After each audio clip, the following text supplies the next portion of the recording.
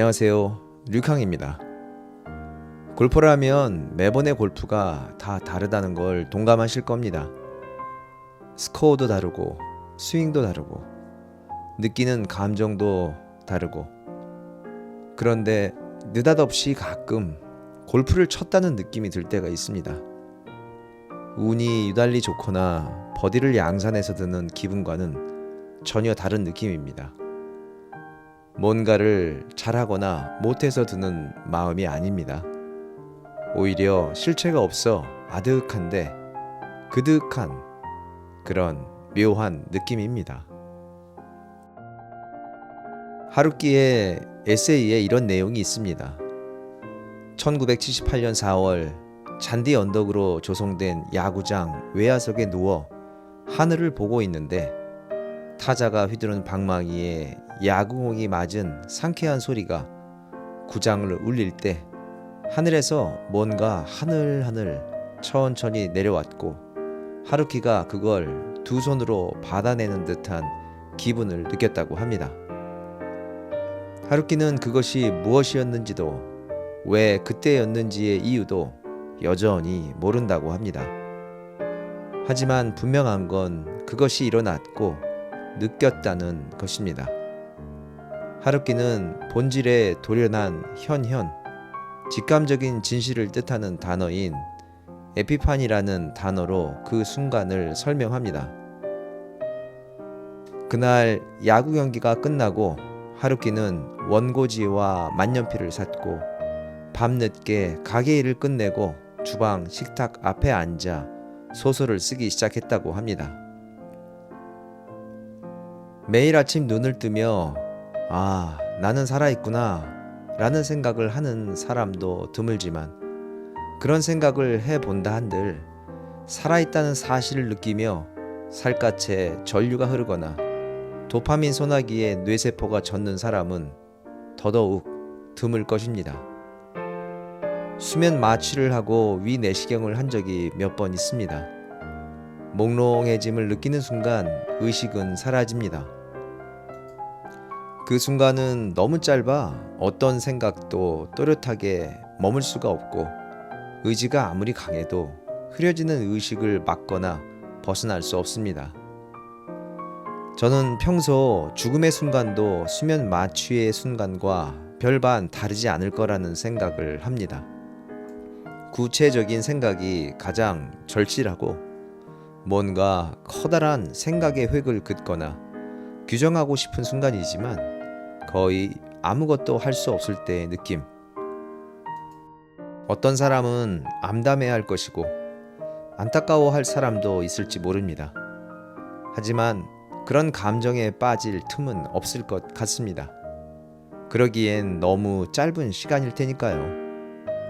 한 번도 죽어본 적이 없으니 상상일 뿐이지만 언젠가부터 생명의 경계선은 무척 가늘고 흐리다 못해 투명할지도 모른다는 확신을 가지게 되었습니다. 6월이 아직도 많이 남았지만 30도가 이어지는 예년과는 확실히 달라진 한반도.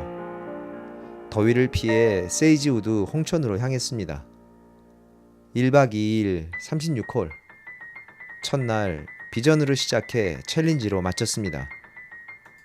그린 에어레이션이 늦어져서인지 아직도 2주는 더 있어야 정상이 될 것 같은 그린 때문에 높았던 기대는 추락했고, 최소한의 만족을 찾아 마음 밑바닥을 더듬어야 했던 라운드였습니다. 라운드를 마치고 나니 극심한 안개로 제대로 된 플레이를 하지 못했던 지난번 라운드에 이어 뭔가 허탈해지는 마음이 되었습니다. 그리고 두 번째 날 드림 코스로 출발. 마침 노캐디 라운드라 마음이 더 편해서였는지 첫 홀부터 마음이 흡족합니다. 역시 잔디만큼 모래 알갱이가 고르게 퍼져 있는, 평소라면 한마디 하지 않고는 그냥 지나칠 수 없는 그런 그린이었는데도 말입니다. 전날 마음에 썩 흔쾌하지 않았던 캐디의 반복에서 벗어난 안도감을 말하는 동반자와의 대화로 서로를 위로하며 라운드를 시작했습니다.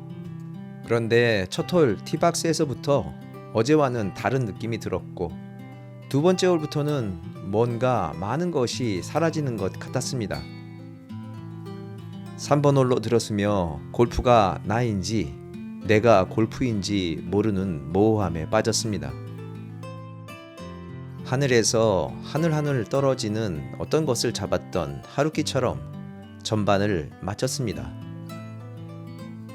이젠 모르거나 느껴보지 못한 게 없을 것 같은 골프에서 이유를 몰라야 더 뿌듯하고 만족하는 경험. 결과가 모든 걸 가져가는 세상살이에서는 가질 수 없는 경험을 오랜만에 또 느낀 날이었습니다. 이유가 분명하길 바라지만 이유가 없어도 괜찮을 때, 아니 오히려 삶이 진해지는 경험을 할 때 삶과 골프의 아이러니는 가슴속에서 파르르 진동을 합니다. 저는 홀의 디자인을 평가하는 가장 중요한 잣대로 자연스러운 집중을 꼽습니다. 모든 홀들은 각기 다른 기술적 난이도와 서정적인 아름다움, 그리고 본능을 자극하는 직관이 각자 자기의 역할을 하며 집중을 이끌어냅니다. 코스 설계자에 따라 배합의 비율과 강도를 조절하며 자신만의 색깔을 만들어냅니다. 드림 코스를 플레이하며 만족했고 이상하게 들릴 수도 있지만 보람까지 느꼈습니다. 뭐랄까요? 뭔가 퓨어한 존재가 되었을 때 가질 수 있는 만족과 보람이라고 해야 할까요? 후회처럼 버려야 할 생각 없이 본능적인 집중의 시간을 보냈을 때 느끼는 퓨어한 나 자신. 제가 추구하는 골프의 궁극적 목적과 상태가 아닐까 생각해 봅니다. 세이지우드 홍천을 또 간다면 드림 코스 때문일 겁니다. 챌린지와 비전도 잭 니클라우스 설계 코스답게 홀과 그린의 공략 방법이 선명하지만 드림 코스에 비교하면 단순합니다.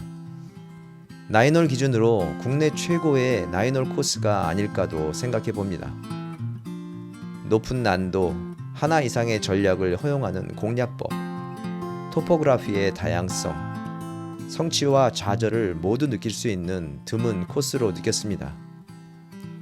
세이지우드 홍천의 드림 코스는 자연스러운 집중으로 시간이 길고 두껍게 느껴지지만 정작 9홀을 끝내고 나면 찰나처럼 지나간 시간의 속도를 느낄 수 있는 훌륭한 코스였습니다. 만약 도전적인 코스를 즐기고 싶고 탄도 높은 페이드가 가능한 실력자라면 드림 코스 블루티에서의 플레이를 강력히 추천합니다. 세이지우드 홍천은 일반적인 프리미엄 골프장으로 보기에는 무리가 있습니다.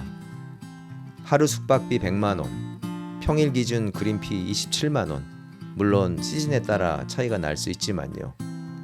카트피 12만원, 아침 서양 조식 32,000원 등 주변에 정말 아무것도 없다는 말이 맞을 정도로 고립된 강원도 산골에 위치한 골프장 치고는 가격이 매우 높습니다.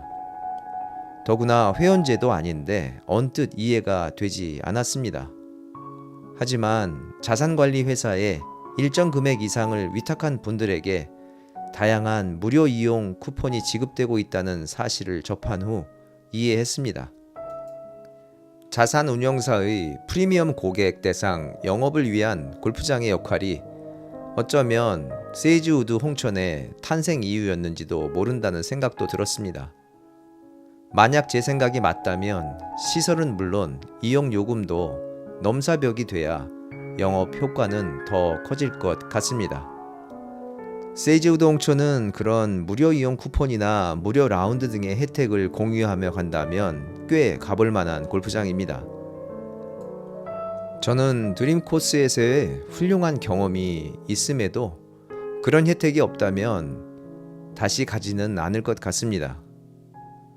그곳에 있는 많은 사람들이 혜택을 받는데 저만 제 값을 내야 하는 상황이 마치 36년 전 미국에 처음 발을 디뎠을 때 느껴야만 했던 유색인종으로서의 차별을 받는 것 같은 착각이 들기 때문입니다.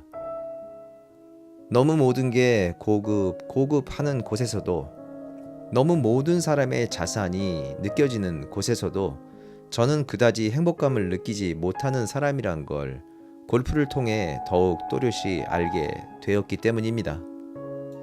하루키는 그때 소설을 쓰기로 마음먹었던 그 순간에 설명할 수 없음을 소설에 담고 싶어 할지 모른다는 상상을 했습니다.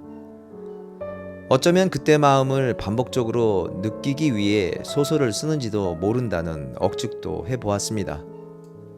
어쩌면 저도 골프를 하고 싶어졌던 순간의 설명할 수 없음을 담고 싶어 골프를 하고 있는지도 모릅니다. 또 그때 느꼈던 마음을 찾아 지금도 이해할 수 없는 열정으로 골프를 하고 있다는 생각도 듭니다. 태어났어야 할 이유가 없는 삶이지만 살아있다는 것 자체가 벅찬 삶. 참, 삶은 언제나 너무 행복하기 쉬운 녀석입니다.